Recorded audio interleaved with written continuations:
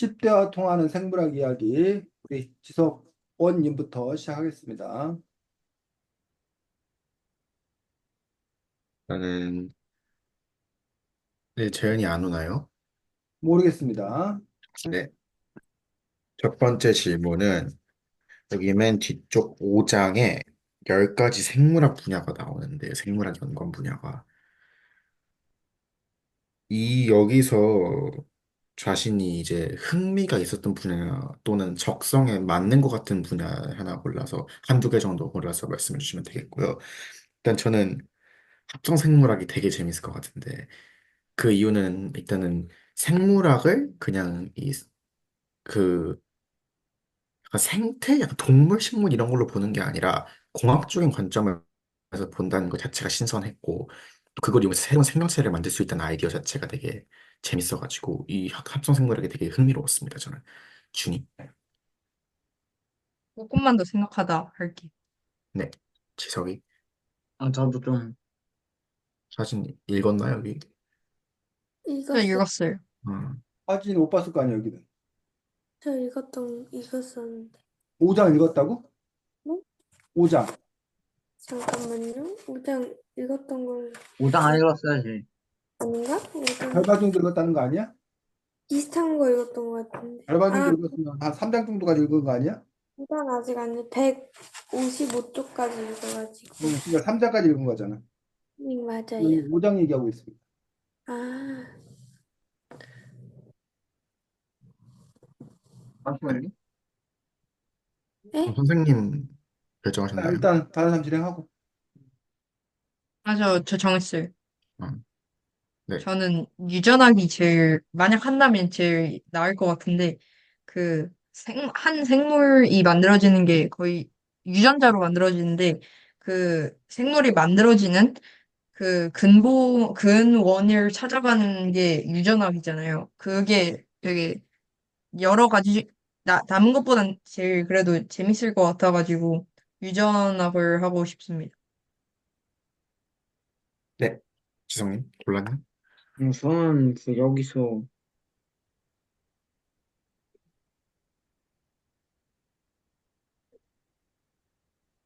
잠시만요. 아마이 저 충전기 좀 가지고 올게요.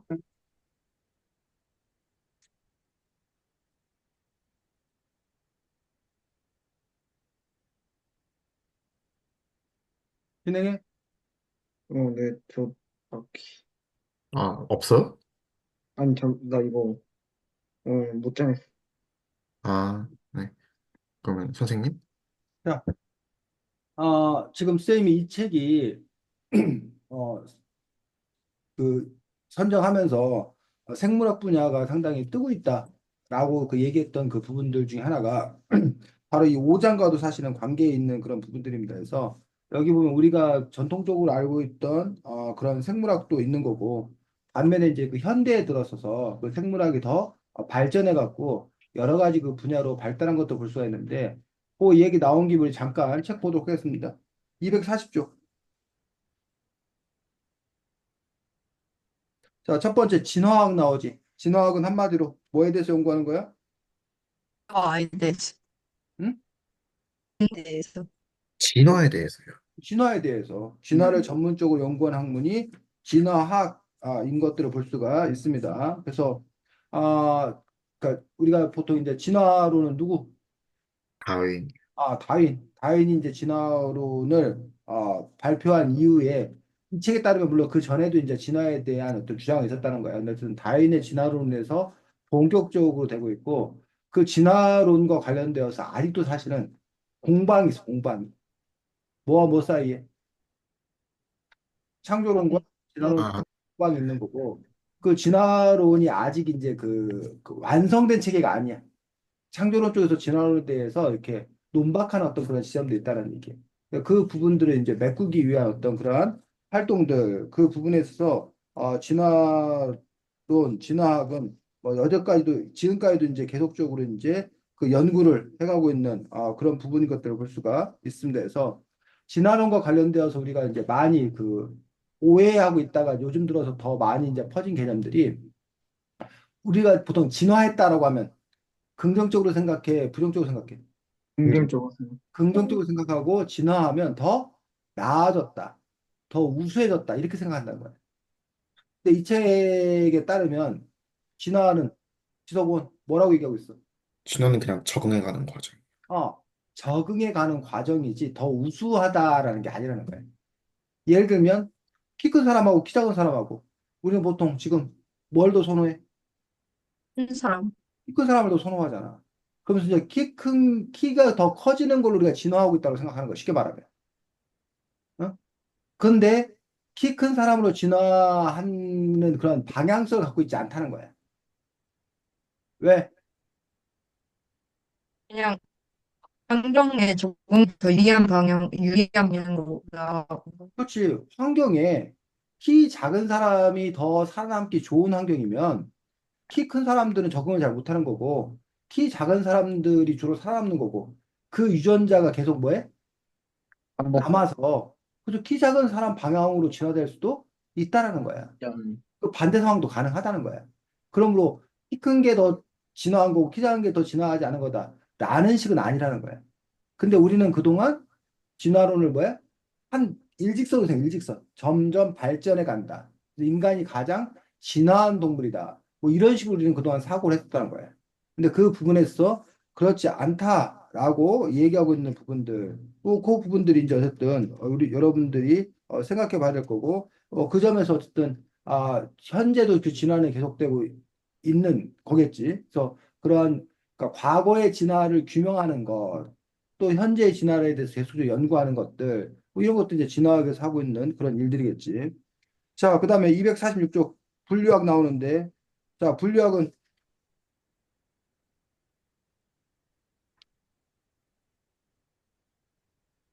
뭐야? 248쪽에 나오네, 분류학. 종이랑 이런 단위들을 분류하는 그 음, 분류학에서 뭐라고 정의가 나오지? 248쪽에. 이- 음, 248쪽. 생물종을 분류하는 학문이며 음, 아, 그 다음, 아까네. 그 다음에 계속 읽어야지. 기술의 음, 발전에 따라 분류가 달라지기도 하는데요. 자, 린, 분류학이 그러면 생물종을 분류하는 학문이야. 그래서 이 분류학과 관련돼서 제일 이제 의미 있는 사람이 누구야? 린네. 칼컨 린네. 칼폰 린네. 린네가 이제 어쨌든 그 분류학의 체계를 그 잡아 놓은 것들을 볼 수가 있고, 뭐, 그 종속, 과목, 강문계, 막그 열심히 외워갖고 선생님 시험 보던 뭐 그런 일들이 기억이 나는데, 그 부분에서 어쨌든 그 분류학의 체계를 세운 거고, 근데 그 분류학이 고정적인 게 아니다라는 얘기. 그래서 일단 기본적으로 분류학 같은 경우가 이제 전통적인 생물학이라고 볼 수가 있는 거지. 그래서 아직도 우리 인간이 모든 생물종을 아는 게 아니야. 그렇기 때문에 지금도 우리가 아직 발견하지 못한 생물들에 대한 분류 작업이 계속되고 있고, 첫 번째. 두 번째로는 여기 기술의 발전에 따른 분류가 달라지기도 한다라고 하는 그 부분들에 대해서 즉 과거에는 눈에 보이는 것만 형태를 중심으로 분류를 했는데 이제는 유전자 분석이 가능해지면서 유전자 분석을 바탕으로 한 분류가 또 이렇게 진행이 되고 있는 부분에 대해서 또 이야기하고 있는 것들을 볼 수가 있습니다. 그래서 그 분류학에 여러분들이 종사할 수 있다는 거예요. 그 다음에 250쪽 나, 뭐 나와? 신기하네요. 생태학 나와, 생태학. 자, 이 생태학이 사실은 지금 선생님 개인적으로는 이 생태학이 선생님 개인적으로는 가장 큰 영향을 받은. 그래서 생태학적으로 세상을 바라보게 되었고, 이 생태학은 단지 생물에만 속하는 게 아니에요. 지금 여기 우리가 지금 뭐야, 독서논술 이 팀, 여기도 뭐가 있다는 거야? 생태? 여기도 생태계가 있다는 거야.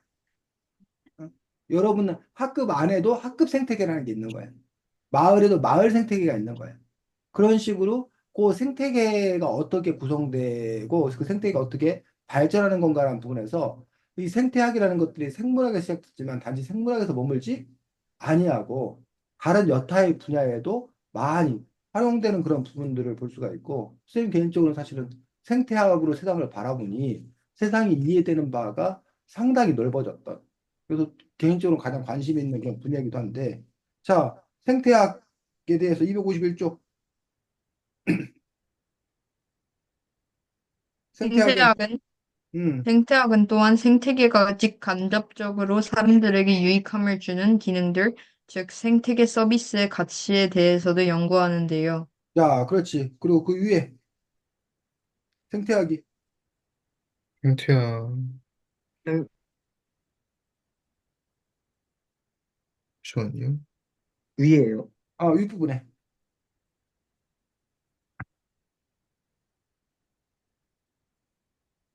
생물과 환경과의 아, 복잡 작용에 대한 확실한 정보가 필요합니다. 생태학은 이런 분야를 연구하는 학문인데요. 자, 그러면 그거를 합하면 결국 생태학은 뭐야?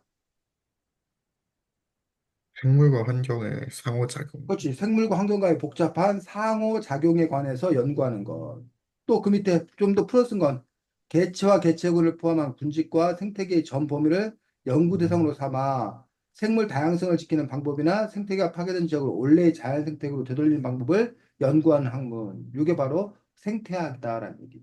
그래서 여러분들이 그 생태학에 대해서 잘 알면 아까 선생님이 말했듯이 꼭 생물학자가 아니어도 여러분들이 이런 사회나 이런 것들을 이해하는데도 상당히 중요한 어떤 기초가 될 수 있는 부분이 있습니다. 그래서 생태학. 그래서 이 생태학이 특히 요즘에 지구온난화, 기후위기 등으로 인해서 생태계가 파괴되고 있는 어떤 그런 상황들. 또 우리나라 같은 경우도 지금 현재 그 인구 소멸 때문에 인구 감소 때문에 그 지역 소멸되는 어떤 그런 부분에서 그러면 그 우리나라 그 지역 생태계 어떤 그런 부분에 대한 연구들 이런 것들이 얼마든지 또 가능한 그런 부분들이 있습니다. 자, 그다음 256쪽에 네 번째 뭐? 음, 고생물학. 네. 고생물학이죠, 고생물학. 고생물학에 대한 정의는 257쪽에 나와 있습니다. 생, 고생물학은 화석을 통해 오래전 지구에 존재했던 생물들을 연구하는 학문입니다. 그렇지. 그러니까 우리가 보통 이제 고고학자라고 하는 부분들이 있고, 고생물학이라고 하는 부분들이 있고, 그 부분에서 이제 좀 뭐 한 거야? 다른 거야. 그래서 고생물학은 특별히 이제 뭐 오래전 지구에 존재했던 생물들을 연구하는 데 집중하는 게 이제 고생물학이고, 고고학은 이제 그거보다 훨씬 더 이제 뭐야? 큰 범위, 과거에 대해서 이렇게 연구하는 어떤 그런 부분들이 고고학인 것들을 볼 수가 있습니다. 고생물학. 이 고생물학 같은 경우도 요즘에 컴퓨터 로봇 기술 뭐 이런 것들로 인해 가지고 더 이제 뭐야 고생물학 연구가 더 활발하게 진행되고 있고 고생물학과 관련되어서 이제 그 뭐 여러분들 태어나기 전이지 주라기 월드였나 주라기 아, 그 영화 뭐 이걸로 해서 상당히 많이 사람들한테 이제 그 흥미를 이끌었던 그러면서 이제 이런 복제 기술 이런 것들이 더 이제 발달하게 되면은 아마 이제 공룡을 복원시키는 어떤 그런 프로젝트를 하겠다던가 뭐 이런 부분들도 있는 그런 부분과 협업을 이뤄 가지고 그런 연구가 이제 진행될 수도 있겠지. 자, 261쪽에 뭐 유전학이요. 유전, 유전학에 대해서 나와 있는 것들을 볼 수가 있습니다. 자, 유전학은 264쪽에 유전학은, 나왔어. 유전학은 뭐래? 유전학은, 앞쪽에 263쪽에 나왔어. 유전학의 정의가. 3초고요. 263쪽. 유전학은 유전 현, 유전현상과 유전 물질에 대해 연구하는 학문. 그렇지. 유전 현상과 물질에 대해 연구하는 학문이 바로 유전학이고 유전학과 관련되어서 가장 의미 있는 사람은 누구? 멘델. 맨날 멘델. 멘델이라는 과학자가 이제 유전학과 관련되어서 가장 의미 있는 그런 연구가 되었고 어쨌든 그 이런 다윈의 진화론이나 이런 것들이 사실은 이렇게 독자적으로 존재하는 것들이 아니라 이런 멘델의 어떤 그런 유전 연구들 이런 것까지 나중에 결합이 되어서 그것들이 점점 더 이렇게 발전하게 되는 그 부분들도 볼 수가 있습니다. 자, 267쪽 뭐 분자생물학이죠. 분자생물학. 분자 생물학이라고 되어 있습니다. 자, 분자 생물학 같은 경우는 과거에는 없었던, 어, 오히려 이제 최근 들어서 있는 그 분자 생물학인 것들을 볼 수가 있는데, 자, 분자 생물학과 관련되어서, 여기 267쪽 분자 생물학이 시작된 게 누구 때문이라는 거야? 중, 토, 사람이 많이 나와서. 어? 분자 생물학 267쪽에. 네, 질문 다시 한 번만. 분자 생물학의 시작이었던 그런 계기가 된 게. 아, 아, 초파리 유전학자인 토마스 헌트 모건이 어, 유전 현상이 염색체와 연관되어 있다는 사실을 알아냈습니다. 그렇지. 유전상이 염색체와 연관되어 있다는 사실을 알아냈다는 것들. 그러면서 이제 이른바 DNA에 대한 관심들, 이런 부분들이 이제, 커짐으로 인해서 이러한 유전자 생물학에 대해서 분자 생물학에 대해서 이제 연구가 본격적으로 진행되고 있는 것도 볼 수가 있고 그래서 이제 이 분자 생물학과 관련되어서 여러분도 아마 인간 게놈 프로젝트 들어봤지? 어, 네네. 인간 게놈 프로젝트에서 사실은 거기 그것에 상당히 많이 사람들이 그 기대를 많이 걸고 있는 뭐 인간의 질병이라던가 노화라던가 뭐 이런 온갖 비밀들을 다 풀어낼 수 있지 않겠느냐 해서 처음에는 그 인간 게놈 지도를 그리는 것들이 상당히 비용이 많이 들고 막 그랬었는데 이제는 그것들이 기술이 있게 발달해 갖고 그 부분들이 상당히 많이 이제 그 가격이 떨어지게 되는 그런 부분을 볼 수가 있고 요 뭐 분자 생물학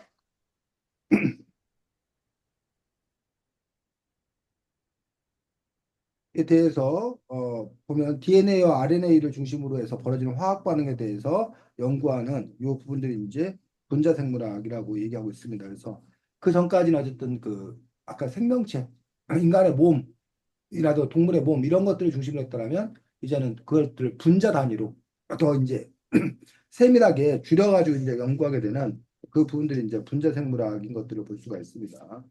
그 다음에 273쪽에 합성생물. 합성 생물학이라고 해서 아까 지석이가 제일 관심 있는 게 합성 생물학이라고 그랬나? 자, 합성 생물학은 뭐라는 거야? 합성 273쪽이냐? 생물학의 공학적 개념을 결합시키는 생물학의 공학적 개념을 결합시켰다는데 결국 그 말은 무슨 말이야? 이제 그 유전자를 부품화하는. 그렇지. 유전자를 설계하고 부품화된 유전자를 조립하는 행위를 이제 유전자 합성 생물학에서 이제 그것들을 진행을 하고 있는 거고, 이 합성 생물학이 앞으로 상당히 그 쉽게 말하면 시장이 커지겠지. 어? 결국은 이것도 또 상당히 또 논란을 많이 일으킬 거고, 결국은 지금 우리가 성형수술을 하는 거는 태어난 다음에 하는 거잖아, 쉽게 말하면. 근데 이제 뭐 하겠다는 거야, 쉽게 말하면. 이 합성생물학이 태어날 때부터 유전자 구조를 태어나기 전에 뭘 하겠다는 거야. 지금 우리가 이렇게 뭐 인간 뭐 이렇게 뭐 성격 개조 프로젝트도 하고, 우리 아이 똑똑하게 기르려면 이렇게 해요. 이런 교육행위, 이것들은 다 어쨌든 후속적인 행위란 말이야. 근데 이 합성생물학은 이렇게 후속적으로 진행하는 게 아니라 그걸 뭐해? 사전에 처음부터 하겠다는 어떤 그런 부분들이라는 거지. 어떻게 보면 사람들 입장에서 상당히 혹한 얘기지. 굳이 막, 애를 막 가르치고 뭐하고 하는데 돈 엄청 많이 들이는 것보다, 어? 그거보다 뭐해? 오- 오히려 그냥 처음에 합성생물학을 통해서 처음부터 잘 그 세팅을 하는 게 훨씬 더 경제성에서 뛰어나다. 뭐 이런 관심을 갖는 사람들이 생겨날 거 아니야. 반면에 이제 이것들을 이제 이게 인간의 영역이냐 신의 영역이냐 가지고 이제 역시 종교적인 그런 차원이라던가 이런 부분에서 논란들이 또 가능한 것들을 볼 수가 있고 해서 합성생물학 같은 경우도 상당히 최근 근대에 들어서 이제 진행이 되고 있는 그러한 학문적 성과인 것들을 볼 수가 있고 279쪽 끝으로 뭐? 끝도 아니구나. 아니 두 개, 세 개나 남네 개나 남았네. 후성 합성 유전학. 유전학. 후성 유전학이라고 얘기하고 있습니다. 자, 후성 유전학은 281쪽. 후성 유전학은 쉽게 말해 생존 환경이 유전자에 미치는 영향을 연구하는 학문입니다. 생존 환경이 유전자에게 미치는 영향을 연구한 학문이어서, 그러니까 계속 논란이야. 얘가 타고난 거냐, 아니면 교육과 환경에 의해서 바뀌는 거냐, 라고 하는 어떤 그런 부분에서 요 앞에 합성, 아까 뭐였지? 합성생물학이요. 합성생물학은 음, 태어나는 것 자체에 대해서 얘기를 한다면 이 후성유전학은 근데 태어난 것들이 근데 뭐 예를 들면 쌍둥이로 태어났는데 같은 유전자 갖고 태어났는데 왜 그 둘이 서로 다르냐라고 라고 하는 어떤 그런 부분에서 그 규명하는 그 부분들, 그래서 후손 유전학이라고 얘기하고 있는 것들을 볼 수가 있습니다. 그래서 어, 다음 다음이, 인화 심리학.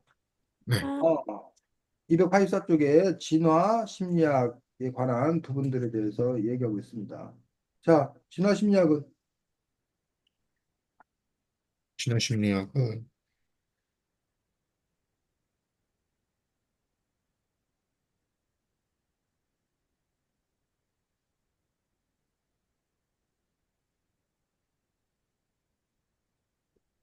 그러니까, 여기, 관점에서 우리의 마음을 생물학적 진화에서 아닌데 그러니까 진화 심리학은 말 그대로 우리 몸만 육체, 몸 이런 것만 뭐 하는 게 아니라 진화하는 것이 아니라 뭐도 다음. 근데 마음이나 이런 부분들도 그 사회 현상 이런 부분들도 진화하는 그런 부분들이 있다라고 얘기하고 있습니다. 그래서 그 사회과학이나 이런 부분들을 생물학적 입장에서 시도하는 그 부분들이 바로 이제 진화 생물학. 그래서 진화적 시간 속에서 유전자 환경의 상호작용 속에서 어떤 사회적 행동이 만들어졌다.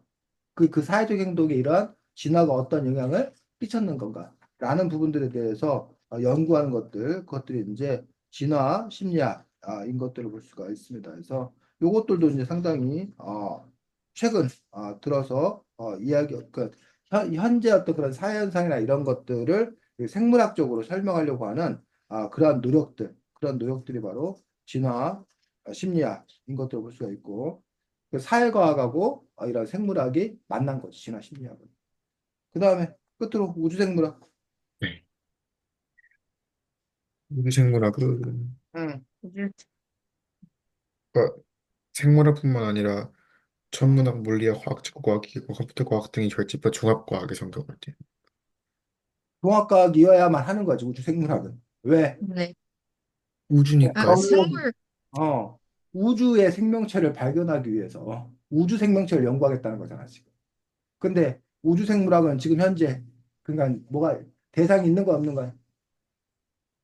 없죠. 현재는 대상이 없는 거지. 네. 그리고 외계인이 있냐 없냐 맨날 갖고 살았는데 어쨌든 우주에 생명체가 존재하는가부터 이제 뭐해? 탐구하는 것부터 시작을 해서 그럼 그게 이제 우주 생물학의 분야냐 아니면 뭐 천문학의 분야냐 뭐 이런 분에서 부분들인데 근데 이제 그 부분에서 이제 우리 지구에서의 생명체와 같은 형태로 존재할 거냐 아니면 생명체라는 존재 자체에 대한 정의가 뭐해질 수도 있어? 달라질 수도 있어. 무회. 달라질 수도 있어.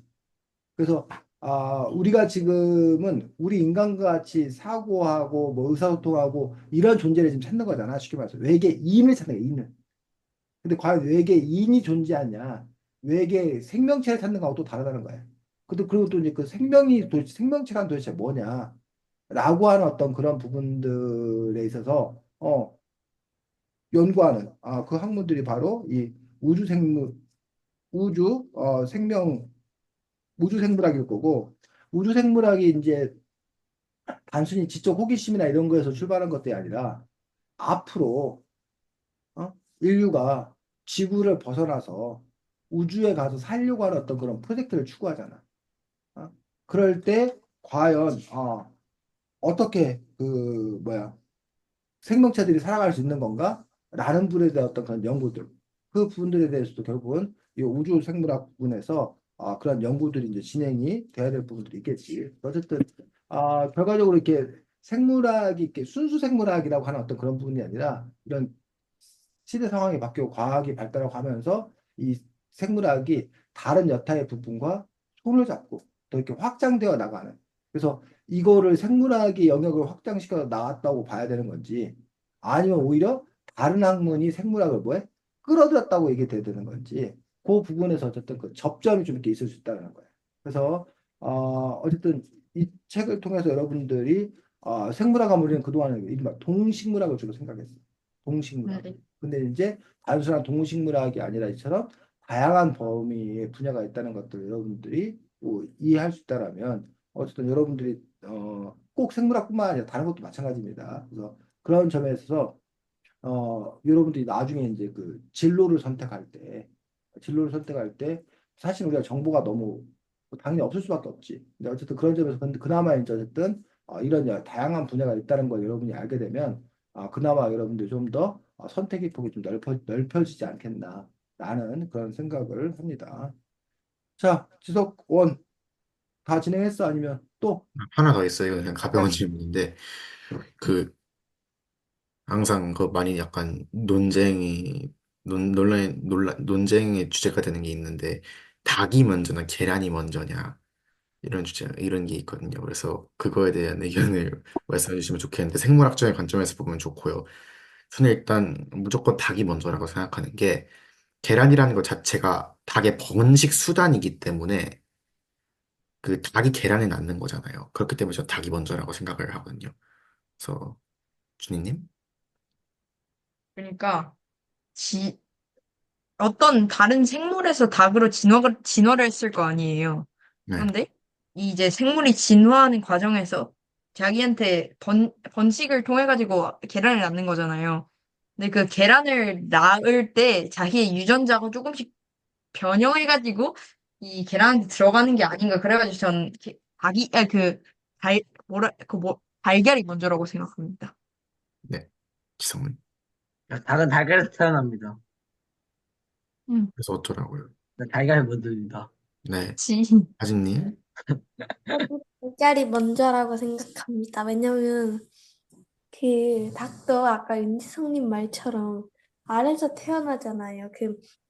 그 속담 중에 이런 게 있잖아요. 아니 속담이 아니구나. 개구리는 올챙이였잖아요. 그거랑 비슷한 거죠. 뭐 속담 맞는데. 네. 병아리가 아니었어요, 그럼. 아무튼 뭐 그렇게 생각합니다. 네. 저 추가적인 의견을 제시하자면은, 통상적으로 치킨이 계란 후라이보다 맛있기 때문에 닭이 먼저라고 생각을 합니다. 선생님 해주세요. 안 되는 소리야. 그러니까 뭐 닭이 먼저지 계란이 먼저인지라고 따지는 것 자체가 어리석다 일단 기본적으로 라고 생각하고 우매한. 창조론의 관점에서 보면 창조론의 관점에서 보면은 닭이 확실히 먼저입니다.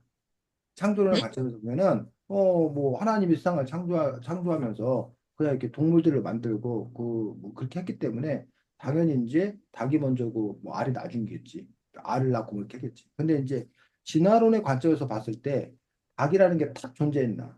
뭐 알이라는 게 탁 존재했나? 어느 순간 그게 아니라는 거지. 진화론의 관점에서 보면은 이른바 뭐 단세포부터 시작을 해서 그것들이 이제 다세포가 되어가는 어떤 그런 과정이고 사실은 이제 닭이 알을 낳잖아. 응? 네. 그 닭이 알을 낳는 것 같은 경우도 보면은 이 닭이 알 낳는 게 두 가지가 있는 거 알아? 무정란이라는 게 있고 유정란이. 알아요. 네. 차이가 뭐야? 그, 형이 됐냐, 안 됐냐? 태어날 수 있는지 어. 없는지. 자, 그냥 쉽게 말해 암탉은 그냥 알을 낳아. 암탉 혼자 맞아요. 있어 그게 알을 낳아. 부정. 근데 그 암탉 혼자서 낳은 알은 무정란. 그러니까 쉽게 말해 정자가 없는 알이라는 거야. 그래서 그 알은 뭐 되지 않아? 부화되지 않아. 병아리를 깔 수. 병아리. 반면에 뭐는 유정란은 수탉이 있고 암탉이 있어서 둘이 짝짓기를 한 거지. 짝짓기 한 이후에 낳은 알은 유정란이고 그 유정란은 품었을 때 이제 뭐야? 계란이 되는 그런 알이라는 거야. 근데 우리가 그 알을 낳는 거가 닭 같은 거 알을 낳은 다음에 그걸 이게 품어줘야 되잖아. 응? 반면에 그 전에 일단 물고기 같은 경우는 알 낳는데 품어? 아니요. 안 품잖아. 그냥 물고기는 그냥 알을 그냥 뭐야? 엄청나게 많이 낳아두잖아. 나요. 그러면 거기서 이제 알에서 이제 뭐라는 거야? 깨어나는 거잖아. 반면에 사람은 알을 낳? 아니, 알을 낳는 게 아니라 사람은 뱃속에 아이를 뭐 하고 있는 거야? 데리고 있다가 그 다음에 이제 뭐라는 거야? 그 아기가 태어나는 거잖아. 그게 이제 포유류들이 대부분 다 젖먹이 동물들이 대부분 다 새끼를 낳잖아. 새끼를. 알을 낳는 게 아니라. 네. 그러면 알을 낳는 그 부분도 이제 그 알을 낳는 그 방식이라는 것들 전에는 사실은 알 낳는 방식이 아니었다라고. 그 전에는 무슨 방식이었어? 그냥 분열하는 방식이었어. 아메바 뭐 이런 거는 그냥 이렇게 아메바 혼자 있다가 그 자기가 뭐야? 둘로 나뉘어. 그런 식으로 이렇게 자기가 번식하는 어떤 그런 방식도 있다는 거지. 그게 더 오래전 이거지. 그러다가 그런 그 부분에서 자기 분야의 방식에서 이제는 생식의 그런 방식으로 바뀌었고, 그것들이 이제 이른바 알 낳기 어떤 그런 방식인데, 그나마 알 껍질 있는 알을 낳을 거냐, 껍질이 없는 알을 낳을 거냐. 껍질을 있는 알을 낳는데 그냥 예를 들면 거북이라던가 뱀 이런 애들, 거북이 같은 경우는 껍질 있는 알을 낳잖아. 근데 거북이가 품어? 아니요. 아, 그냥 뭐 한다는 거야? 묻어놓죠. 그냥 묻죠. 묻어놓는다. 근데 닭 같은 경우는 그걸 묻어놓는, 그러니까 쉽게 말해서 딱딱한 알 아니면 살아남을 가능성이 높아 적어? 없어요. 적지. 저거, 그러니까는 그 올챙이 알, 그 개구리 알이라던가 물고기들은 알을 엄청나게 많이 낳아. 그 대부분 다 잡아먹히거나 대부분 다 부화 못해. 그 중에 몇 개가 이제 뭐 하는 거야? 성공을 하는 거야. 근데 아까 그 알을 낳는 것들은 그 개수가 확 줄어들어. 땅속에 파묻어. 하지만 여전히 많이 남아. 30개 낳고 막 이렇단 얘기야. 근데 그것들 중에도 역시 몇 개 안 살아남아. 근데 네. 그나마 알을 품는 거는 그것보다 훨씬 더 뭐해? 더 조금 나. 자기가 품으니까. 어? 근데 뱃속에 데리고 있는 거는 그 알을 품었을 때 그 다시 깨어나는 그런 과정이 있는 거잖아. 근데 뱃속에서 새끼를 낳는 경우는 어쨌든 그 뭐야 형태를 갖고 있는 생명체로 태어날 가능성이 그만큼 높아지는 거잖아. 이런 식으로 이런 생식의 과정 역시 뭐 했다는 거야? 진화하거나 아니면 뭐 다양한 형태로 나타난다는 거야. 그런 점을 놓고 봤을 때 이른바 닭이라는 어떤 그런 생명체라고 하는 어떤 그 부분들이 역시 그런 그 진화의 어떤 그런 과정 중에 하나로 보여준다는 거지. 그러니까 이 닭이나 알이 이렇게 뭐야? 툭 어느 날 갑자기 뚝 떨어진 게 아니라는 거야. 그러니까 뚝 떨어진 거면 알이 먼저다 닭이 먼저다는 걸 우리가 따질 수 있잖아. 근데 네. 그 닭과 알 이전에 그 전에 진화의 어떤 그 과정 선상에서 있었기 때문에 그 부분에서 이게 먼저다 저게 먼저다라고 따지기가 그게 쉽지가 않다는 거지 사실. 그게 의미가 없다는 거지. 쌤 말 이해가 가? 네. 그래서 이것들은 네. 이제 진화론의 관점에서 볼 것인지 창조론의 관점에서 볼 것인지에 따라서 그 이야기들은 전혀 달라질 수밖에 없을 거라고 생각이 듭니다. 지석도 다 했고 지석은 다 했고 네, 전 축하드립니다. 2등 하진이. 일단 전 가장 인상 깊게 읽었던 부분에 대해 얘기를 하고 싶은데, 저는 진화론을 제일 인상 깊게 읽었는데, 왜냐면 그 중에서 이 책에서 가장 쉬운 부분이기도 했고, 제가 생각했기에. 그리고 일단 스토리가 재밌었고요. 그리고 진화를 하는 것과 창조론 이런 게 있다는 걸 알게 돼가지고, 음, 이런 주장을 할 수도 있구나라는 걸 생각하게 하고, 그 시대 때는 그런 걸 아직 몰랐구나, 어떻게 알게 됐는지가 자세히 적혀 있어가지고 인상 깊게 읽었던 것 같아요. 윤지석 원님? 저희 사장의 그 생물학 도구로 말하다 이 파트에서 그 PCR에 관련된 이야기가 나오거든요. 그래서 맨날 코로나에서 PCR 검사 하는데 PCR이 뭔가 싶었는데 여기서 명백하게, 다 명쾌하게 뭔지 딱 써 있어가지고 그 부분 되게 재밌었습니다. 랭건 박준님? 저는 여기 3장 생물학의 주문을 외우다에서 우생학의 유전과 유전자 계급 사회가 제일 그러니까 흥미로웠는데요.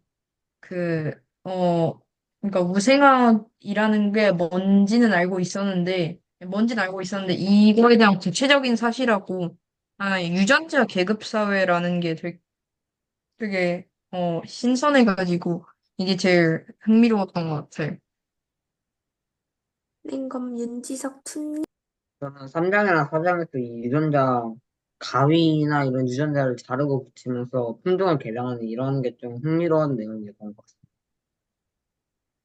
랭건 선생님? 자, 뭐 여러분들 그 얘기한 거 잠깐 먼저 살펴보고 나서 얘기하도록 하겠습니다. 먼저 그 하진이가 관심 있었다고 하는 그 진화에 관한 이야기 선생님이 잠깐 아까 얘기했었는데 책 13쪽 보겠습니다.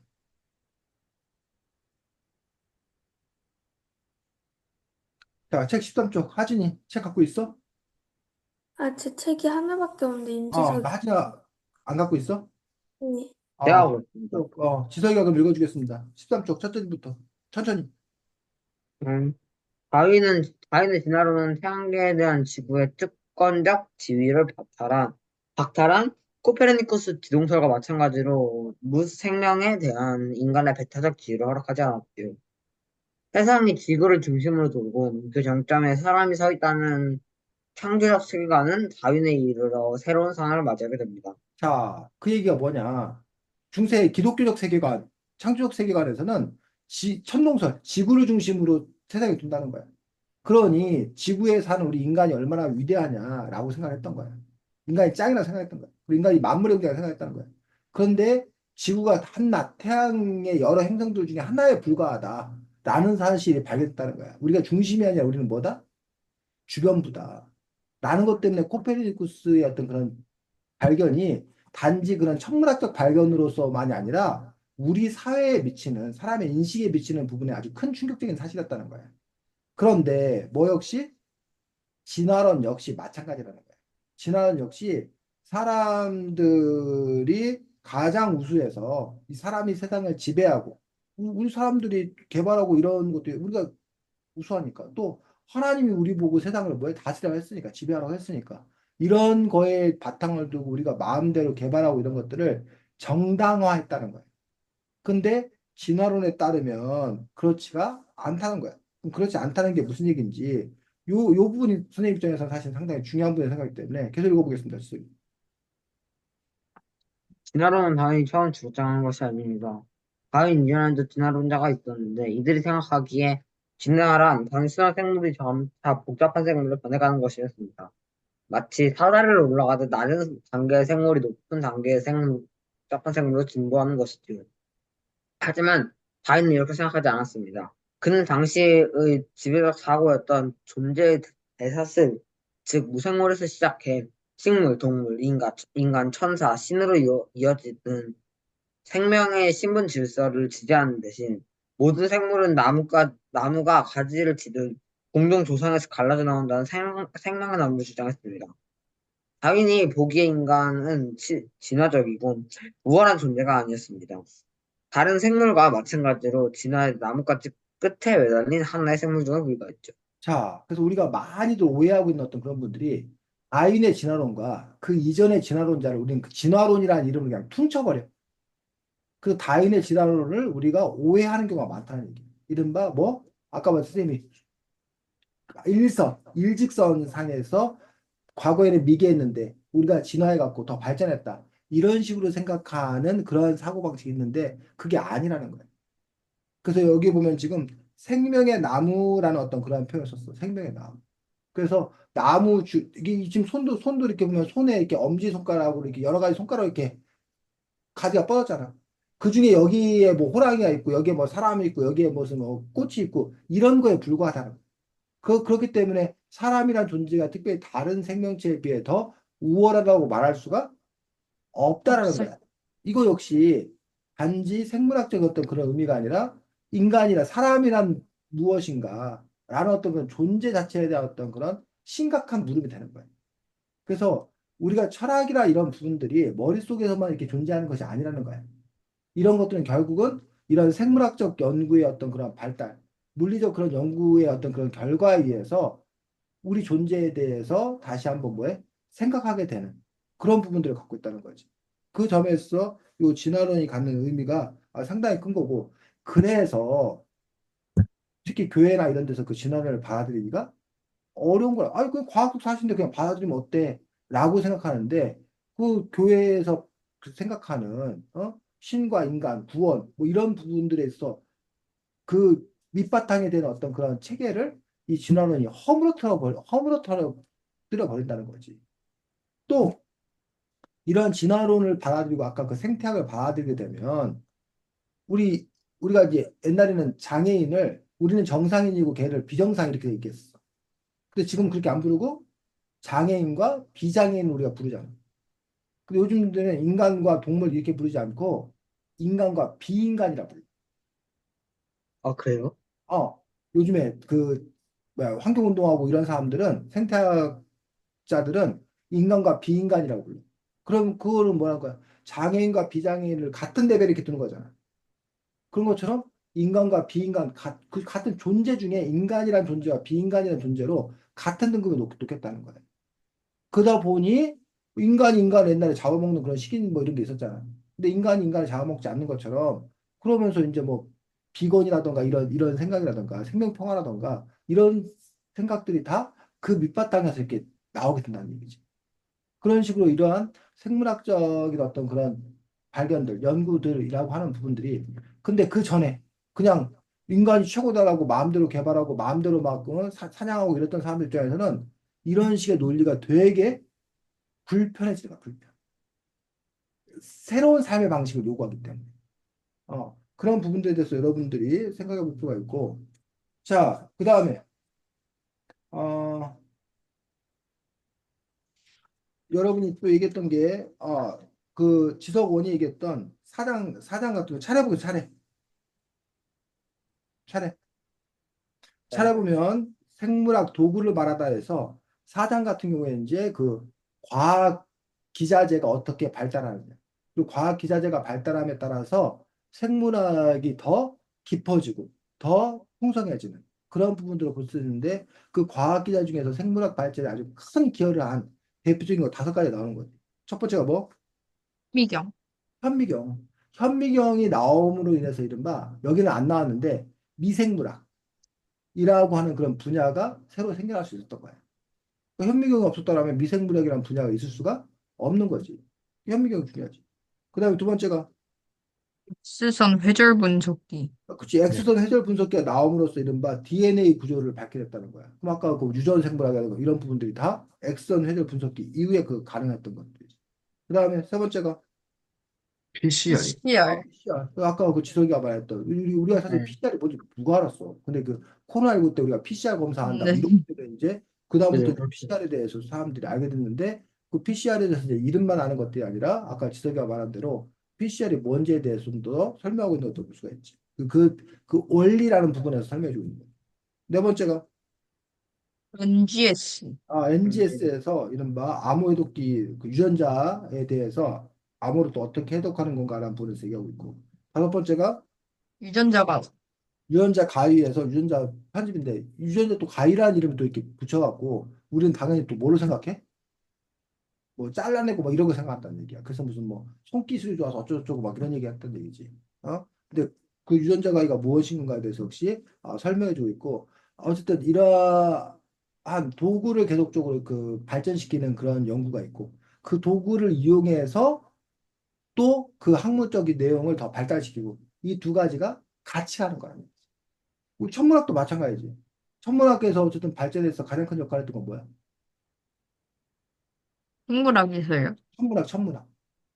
참, 천문학은 망원경이요. 망원경이지, 망원경. 아, 망원경의 발달로 인해서 우리 맨눈만 보다가 망원경을 보게 되고 그 망원경에서 넘어가서 이제 무슨 뭐 전파 망원경이 뭐 이런 거 나오잖아. 그런 것 때문에 그런 거 덕분에 천문학이 더 발전을 할 수 있게 되는 어떤 그런 부분들이 가능해진 거죠. 마찬가지다 얘기지. 자, 그 다음에 어, 우생학 여기 139쪽에 자 우생학이 뭐야?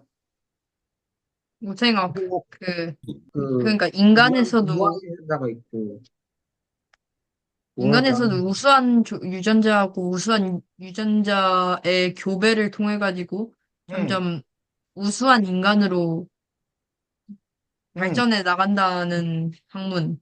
그렇지. 그 아까 맨델이 그 콩 무슨 실험해갖고 그걸 밝혀내잖아. 우성과 열성 이런 걸 밝혀냈단 말이야. 실제로. 그래서 우리 저기 안에 진짜 우성 인자가 있고 열성 인자가 있다는 거야.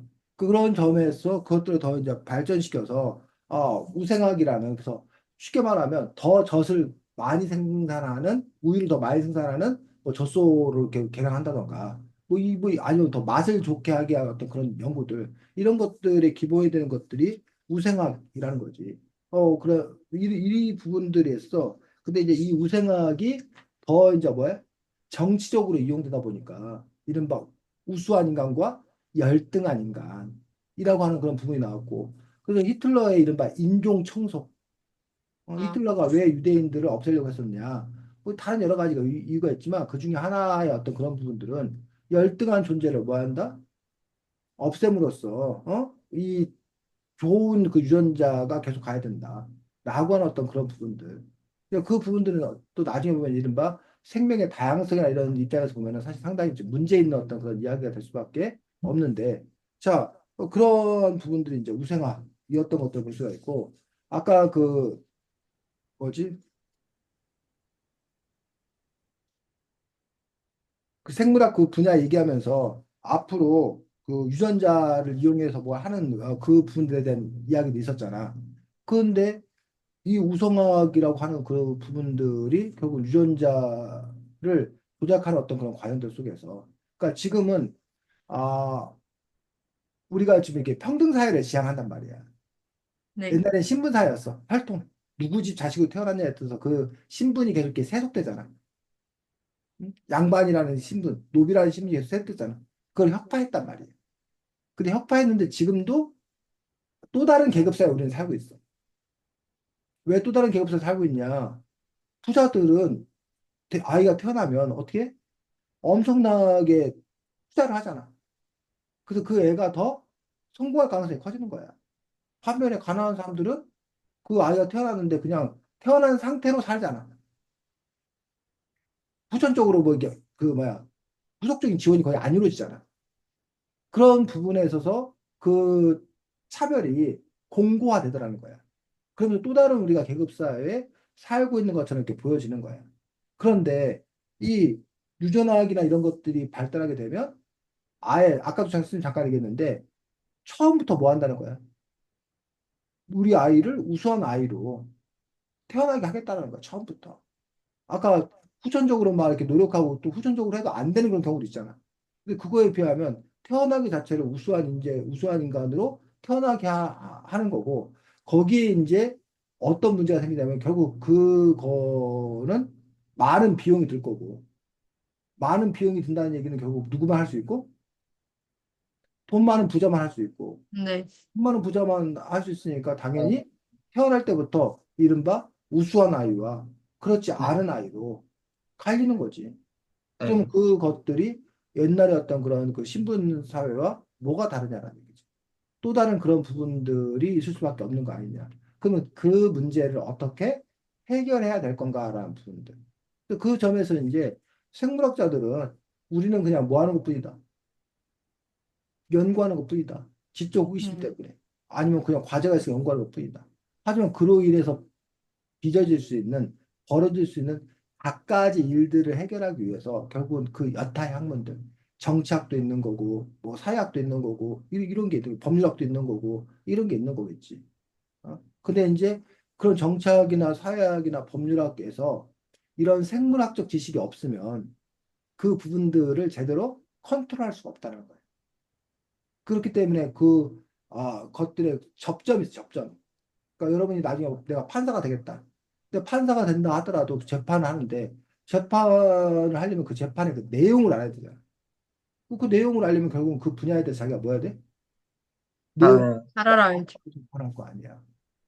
그런 점에서 여러분들이 물론 이제 뭐 초중등학교에서 배우는 거는 기본 교양으로서 우리가 이렇게 배우고 있는 거예요.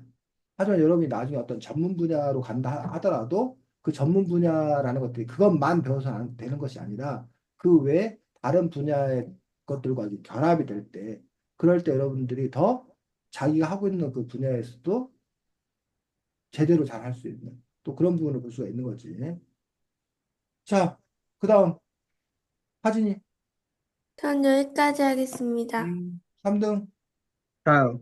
음, 네, 저 같은 경우는 여기서 이 책에 나오는 그 유전자 형태를 변형시키는 이거에 대해서 한번 얘기를 해보고 싶은데요. 이 책에서는 그 유전자를 변형해서 에이즈에 걸리지 않게 하는 이런 아이를 중국에서 만든 이런 사건이 하나 나왔는데 여기서 사람들은 전부 이런 게 위험성이 있고 이게 그 생물학적 좀 옳지 않다 뭐 이런 식으로 되게 비판을 많이 했는데요. 그래서 만약에 이 기술이 좀 안전 안전상으로 좀 문제가 되지 않는 걸로 거의 판별이 되고 그리고 이게 실제로 사용할 수 있는 그런 단계까지 오게 된다면 만약에 이 기술에 대해서 어떻게 뭐 사회에서 이 기술을 사용하는 거에 대해서 뭐 찬성을 하실 건지 한번 여러분들한테 좀 여쭤보고 싶습니다. 네. 저 같은 경우에는 이런 유전자를 변형한다는 게 이 책에서도 나오는 표현인데 이게 인간이 신이 되려고 하는 그런 도전이잖아요, 한편에.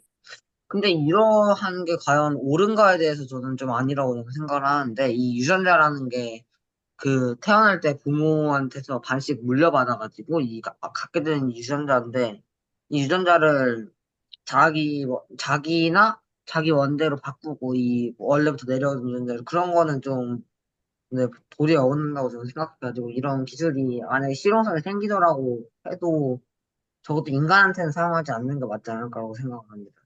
지성님.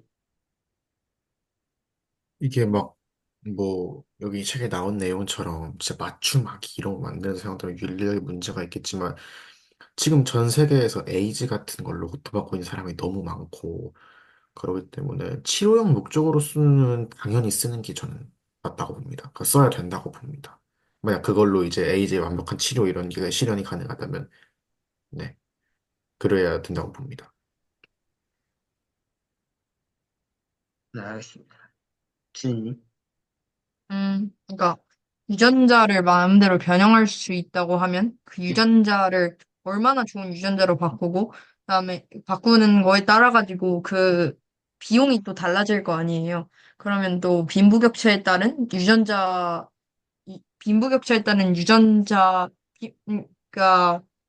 달라질 것이고 그러니까 돈이 더 많으면 많을수록 우리가 지금 생각하는 더 좋은 유전자를 선택하게 될 거니까 이제 유전자에도 빈부격차가 생기는 거니까 이거는 아니라고 윤리적으로 아니라고 생각을 해가지고 저는 반대합니다. 네, 알겠습니다. 하진님. 저는 그 아까 임수선님처럼 치료 목적으로는 해도 된다고 생각하는데 일단 유전병이 지금 앓고 있는 사람들이 많고 그 사람들은 아이를 못 낳잖아 이제 손댈까 봐. 근데 그걸 유전자를 고친다면은 그럼 그 사람들도 그 후손들을 낳을 수 있을 거고 그리고 유전병으로 고통받는 사람들, 에이즈 같은 사람들, 암도 그런 걸린 사람들이 줄어들 수 있으니까 치료 목적으로 많이 발달해야 된다 생각합니다. 네, 알겠습니다. 네. 선생님. 네, 뭐 저는 잘 모르겠습니다. 기본적으로 드는 생각이 워낙 복잡해서 일단 기본적으로는 반대하는데 내가 반대한들 어쩔 수 없이 그 방향으로 갈 수밖에 없다. 갈 수밖에 없으면 그러면 제대로 잘 가도록 뭘 해야 되는 건가? 라는 점에서 마음이 오락가락하고 있습니다. 그래서 아까 하진이나 지석의 원의 주장이 과거에 우리가 성형수술이 됐다. 성형수술. 과거의 성형수술의 출발은 화상을 입은 환자들이라던가 산업재해를 입은 사람들이 그대로 살기에 본인이 너무 고통스러우니 그들을 복원시켜 주자. 라는 의미로 성형수술이 생겨난 거예요. 그런데 그 성형수술이 지금도 물론 그 분야에 있어. 근데 그 분야보다 지금은 훨씬 더 이른바 미용 성형이라는 분이 훨씬 더 많이 커진 것들을 볼 수가 있다는 거예요.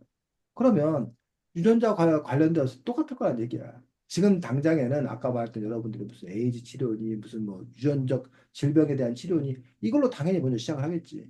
근데 과연 거기서 끝날 거냐? 그렇지 않을 거란 얘기지. 거기서 분명히 아까 준이가 우려했던 그런 부분으로 발전해 갈 수밖에 없을 거고, 그게 결국은 그 안에 결국은 자본주의, 돈이 되니까. 돈을 벌려고 하는 어떤 그런 부분들에 대한 욕망이 커지니까 그것들이 통제가 되지 않는 한 불, 불 보듯이 뻔하게 그런 방향으로 갈 수밖에 없을 거라는 얘기죠. 그리고 이제 쌤 개인적인 생각은 인간이라는 존재는 끝없이 문제가 발생하고 그 문제를 해결하는 어떤 그런 존재. 그래서 요 문제만 해결되면 다 될 것 같은데 그 문제 해결하고 났더니 또 다른 문제가 생겨. 그때 또 다른 문제가 생겨. 그러니까 그래서 우리 사람들은 그럴 수밖에 없는 어떤 그런 존재인데 그러면 그 반대의 또 생각도 가능하잖아. 그러면 굳이 우리가 이거를 더 빨리 그 문제를 해결하려고 들 필요 있냐? 좀 천천히 가는 건 어떠냐? 라는 그러한 생각을 갖고 있는 사람들도 있다는 거지. 거기가 뭐 좀 새로운 문제 또 있을 건데, 그러니까 굳이 막 달려가지 말고 천천히 가고, 그러는 가운데서 좀 이렇게 뭐 여러 가지 것들을 좀 이렇게 살펴봐야 되지 않느냐라고 주장하는 그런 사람들도 있는 거고. 근데 또 뭐 어떤 사람들은 뭐 빨리 가다 보면 또 뭔가가 있겠지. 그러니까 우리는 그냥 그런 존재 자체니까 그냥 우리는 어쩔 수 없이 달려갈 수밖에 없다라고 비관적으로 이렇게 바라보는 사람들도 뭐 있기 때문에 마음이 복잡합니다. 사실 이런 문제에 들었어. 그리고 이제 게다가 뭐 우리는 또 이런 논리잖아. 내가 안 하면 준이가 할 텐데. 그럼 준이가 그거 갖고 떼돈 벌 텐데. 그럼 난 가난해질 텐데. 그러니 어차피 내가 안 해도 누군가는 할 거니까 그러니 내가 빨리 해서 나라도 뭐 하자? 돈을 벌자. 그리고 준이 저놈이 하는 것보다는 그래도 내가 해가지고 하는 게 좀 더 양심적이고 좀 더 문제 없이 할 거다. 또 이런 논리가 또 얼마든지 또 있을 수 있는 것들이기 때문에 사실은 좀 이렇게 어쨌든 쉽지 않은 그런 부분들이고, 그리고 아까 선생님이 얘기했지만 이게 단지 과학자들이 그걸 연구하는 거에만 끝나는 것이 아니라 연구윤리라는 측면에서, 그리고 이것들이 사회에 미치는 영향이라던가 법률적인 문제라던가 이런 여타의 부분에 대해서 충분히 고려하고 다른 누군가 어쨌든 다른 부분에서 제어할 수 있는 어떤 그런 장치들, 이런 노력들, 이런 것들은 분명히 필요하지 않겠나 싶습니다.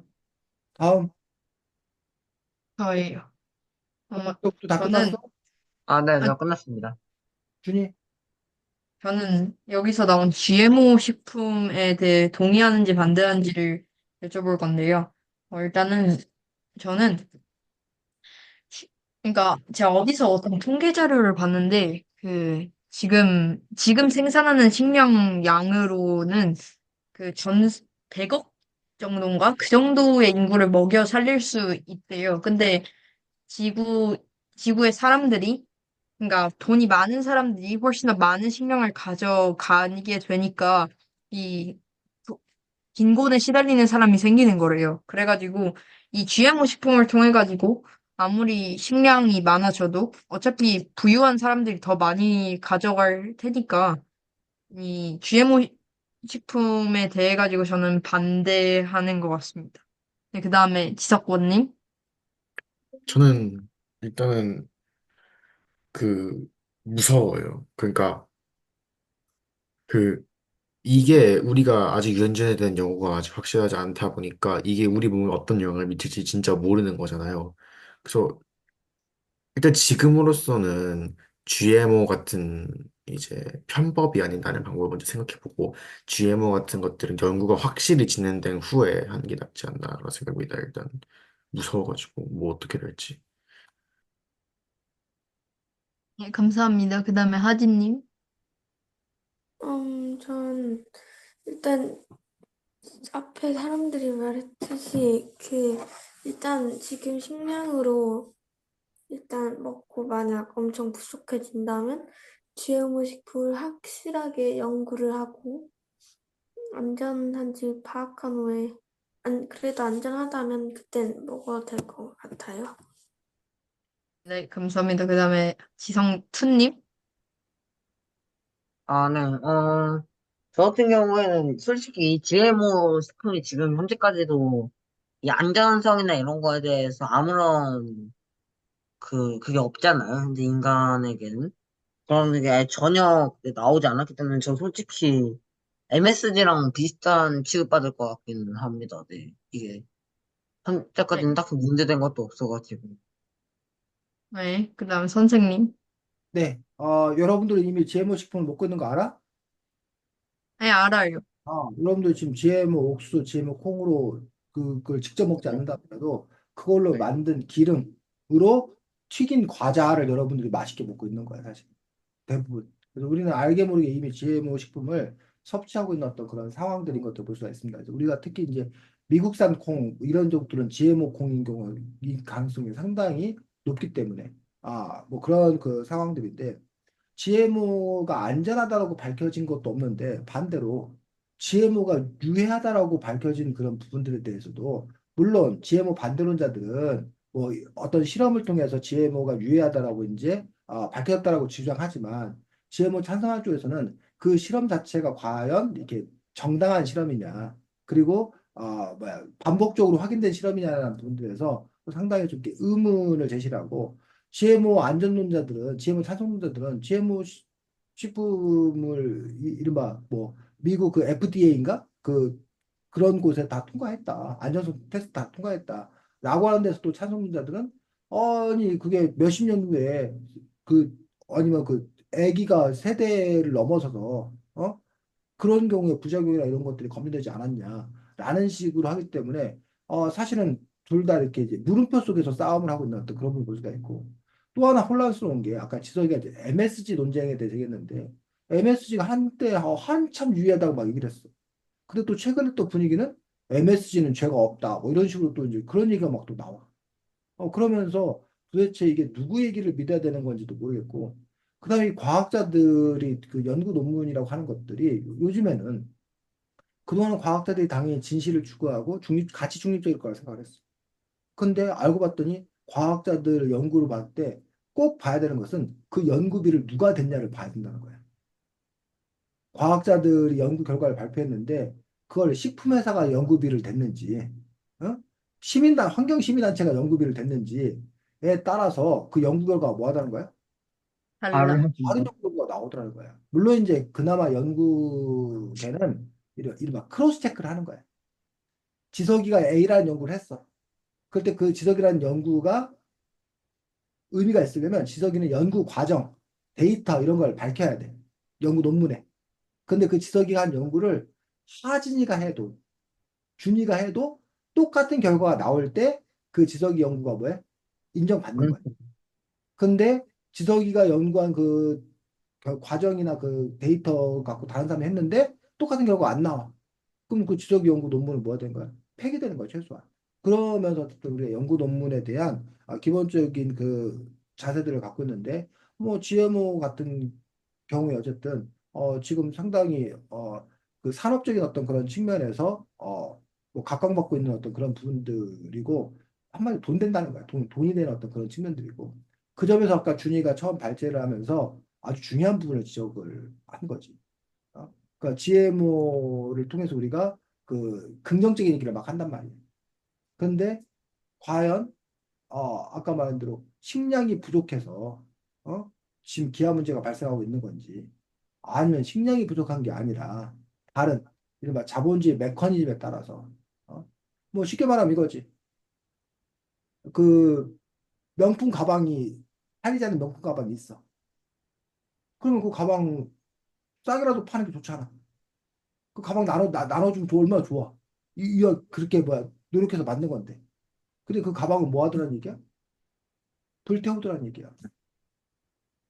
응? 일부러 불태워. 왜? 아, 그 가치를 높이려고. 어, 좀 더 가방을 희귀성을. 싸게 세일해서 팔거나 뭐 그냥 줘버리면 그 다른 사람들이 이미 가방을 산 사람들이 가방을 산 거에 대한 게 기분 나쁜 거지. 그 또 다른 사람들도 그 가방 싸게 팔겠자고 뭐 할 거란 얘기야. 되게 기다리겠죠. 그런 점에서 그런 가능성을 이렇게 배제를 시켜버리는 거지. 그 부분에서 식량을 생산하는 곳이 어느 순간에 산업이 되다 보니까 식량을 생산하는 이유가 뭐야? 돈을 벌기 위해 생산한다는 거야. 그러려면 그 식량값을 높게 받아야 돼. 식량값을 안정을 시켜야 돼. 근데 식량이 많다고 해서 그 식량을 뭐 해줘 버리면 그냥 나눠줘 버리면 응? 식량값을 떨어뜨리는 놓게 되면 그 기존에 있는 식량이 뭐해? 식량값이 떨어지고 그렇게 되면 자기들이 손해를 본다고 생각하는 거지. 그리고 그 생산 체계가 무너진다고 생각하는 거야. 그러다 보니까 그 식량들이 충분히 적절하게 공급되지 않는 그런 상황들이 우리가 있는 거고. 그래서 어떤 사람은 아예 일정 정도의 빈곤과 일정 정도의 실업과 이런 거는 요 우리 산업 체계를 유지하기 위한 어쩔 수 없는 거다라고 얘기를 해. 우리가 밥 먹으면 싸야 되는 것처럼 싸는 거 지저분해. 그러니까 싸는 거 없애야 돼. 이게 불가능하다는 거야. 그렇게 보는 사람도 있고, 아니다, 그렇지 않다. 우리 사람들이 얼마든지, 그 자본주의, 그 시장경제 질서가 아닌 다른 질서로 패러다임을 바꾼다라면 지금 현재 갖고 있는 것만으로도 충분히 우리 인류가 함께 행복하게 살 수 있다. 라고 또 이렇게 주장하는 그런 사람도 있는 거예요. 근데 사실은 우리가 부유함을 느끼려 부자임을 느낄 수 있는 이유는 다 같이 부자면 부자야? 아니요. 아니죠. 아니야. 누군가 가난한 사람이 있어야 돼. 내가 건강하다고 느끼는 이유는 누군가 건강하지 않은 사람이 있으니까. 아픈 사람이 있어야 돼. 그런 것처럼 어떤 사람도 그건 불가피한 거다. 부자가 있으려면 빈곤한 사람이 있어야 되고 또 이렇게 세상을 바라보는 사람이 있다니. 그렇기 때문에 이 문제가 사실 상당히 여러 가지 이렇게 복잡한 그런 문제가 함께 있음을 볼 수 있습니다. 준이 다 했고? 네. 자, 다음 주에는 글쓰기인 거 알지? 네. 네. 다음 주에는 여러분들이 오랜만에 논술을 쓸 겁니다. 논술은 기본적으로 서론, 본론, 결론으로 이루어져 있지. 기억나지? 네. 서론은 네. 문제제기야. 내가 이런 문제에 대해서 논하겠습니다. 근데 이제 이 문제를 논하게 된 배경, 이 문제와 관련 사람들에게 이 문제 되게 중요한 문제다. 그 중요성, 이 문제 되게 흥미롭다. 흥미를 끌만한 어떤 그런 이야기를 통해서 여러분들이 문제를 제기하는 게 서론이고, 본론에서는 자신의 주장을 뒷받침하는 근거. 뭐듯이 근거를 제시하고, 그걸 네. 갖고 증명. 지속도 뭐? 아니요, 아니요. 아니야. 그래서 보통 근거는 한 세 가지 정도 기본적으로 제시를 하고 그것들을 여러분들이 차근차근 증명해 가야 됩니다. 끝으로 결론은 아 본론에서 내용 요약이나, 제시한 근거 종합 정리, 요약 정리 플러스 인상 깊은 마무리라고 하는 부분들. 여기 근거 제시하고 증명했는데 그중에서 근거만을 중심으로 해서 간단하게 요약 정리 한번 다시 해주는 거고 자기의 주장과 관련돼서 마지막에 가서 호소하는 거 호소. 인상 깊은 마무리를 통해서 내 주장들 했을 때 이런 비전이 펼쳐질 거다. 내 주장, 아주 명언, 뭐 이런 것들 갖고 와서 어쨌든 인상 깊은 마무리하는 것들. 이런 식으로 여러분들이 논설문을 여러분이 작성할 건데, 그럼 논설문에는 뭐야? 논제가 있어야 된다. 논제는 뭐냐? 우리가 이 생물학 책을 읽었고, 사실 우리가 오늘 토의한 내용이기도 한데, 결국은, 우리가 해야 될 부분들은 그 생물학이 우리 인류를 구원할 수 있을 것인 건가? 아니면 멸망시킬 건가? 라는 것들이 논제입니다. 생물학은 인류를 구할 것인가? 아니면 뭐 할 것인가? 멸망시킬 멸망시킬 것. 것인가? 라는데 여기서 중요한 건 우리가 그냥 논술이 아니기 때문에 독서 논술이기 때문에 여러분들이 그 부분에서 이 책에 있는 데이터를 뭐해서 활용해서 자, 우리가 이게 논술은 일종의 게임이야. 그래서 구할지 멸망시킬지 몰라. 근데 여러분이 일부러 둘 중에 하나에 뭐 해야 된다고? 입장을 취해야 된다고. 나는 그래도 인류를 구할 가능성이 더 크다고 생각한다. 생물학이 인류를 구할 가능성이 더 크다고 생각한다라면 인류를 구할 것이다라는 쪽에 초점을 맞춰갖고 쓰면 돼. 아니다. 나는 생물학이 오히려 인류를 뭐 할 거다? 멸망시킬 멸망시킬 것이다. 거다라고 하면 왜 멸망시킨다고 생각하는지 이 책을 근거로 들어서 여러분들이 뭐 하면 된다고? 주장하면 된다. 그래서 가장 중요한 그 평가의 포인트 중에 하나는 이 책에 있는 내용을 얼마나 뭐 적극적으로 뭐 했는지 활용했는지. 됐어? 네. 그래서 여러분들이 이 책과 관련되어서 생물학의 어떤 그런 밝은 부분과 또 반대로 어두운 부분도 있단 말이야. 생물학으로 인해서 우려되는 그런 부분도 있다는 얘기야. 그래서 인류를 구한다는 거는 생물학의 밝은 부분들을 주로 뽑아가지고 얘기하면 되는 거고. 멸망시킬 거라고 생각하면 생물학의 뭐한 부분? 어두운 부분을 주로 뽑아가지고 근거를 삼으면 될 거고. 하진이 이해했어? 네, 지속투 질문. 없습니다. 준이, 없어요. 지속원 없고. 자, 다 적었습니까? 문제? 네. 음. 네. 자, 오늘도 수고 많았고 어쨌든 요 생물학 이야기 아까 지석원이 뭐 이 책을 통해서 PCR에서 잘 알게 됐다라고 뭐 이렇게 얘기를 했었는데 선생님 생각하기에 이 책 뭐 생각이 뭐 약간 어려울 수 있어. 약간 어려울 수 있는데 어쨌든 뭐 생물학 전체에 대해서 여러분들 어느 정도 큰 이렇게 틀을 이렇게 알 수 있고 늘 생각하지만 여러분이 이 책 제대로 잘 읽었으면 웬만한 어른들보다 더 똑똑한 거야. 생물학 분야에 대해서 훨씬 똑똑한 거야. 상위 5% 안에 드는 5% 안에. 100명 중에 5% 안에 드는 거야. 그래서 그런 점에서 어쨌든 여러분들이 스스로가 내가 그래도 교양과 상식을 갖춘 사람이 되는구나 라고 하는 부분들에서 물론 이제 한 번 읽었다고 그것들이 뭐 다 알고 뭐 이런 거 아니겠지만 여러분들 어쨌든 기본 밑바탕을 깐 가운데서 좀 더 관심 있는 부분, 흥미 있는 부분들은 좀 더 여러분들이 더 이렇게 깊이 있게 들어가면 된다고 생각이 들고 또 다음에 또 이와 비슷한 책을 또 여러분들이 또 읽는 그런 과정 속에서 차근차근 또 이렇게 쌓아 올려갈 수 있다라고 생각합니다. 그래서 하진이 밑에 못 본 부분들 뒤에 마저 시간 되면 다 보고. 땡. 자, 오늘도 수고 많았습니다. 다음 주에 보겠습니다. 안녕. 안녕. 네, 네. 안녕하세요.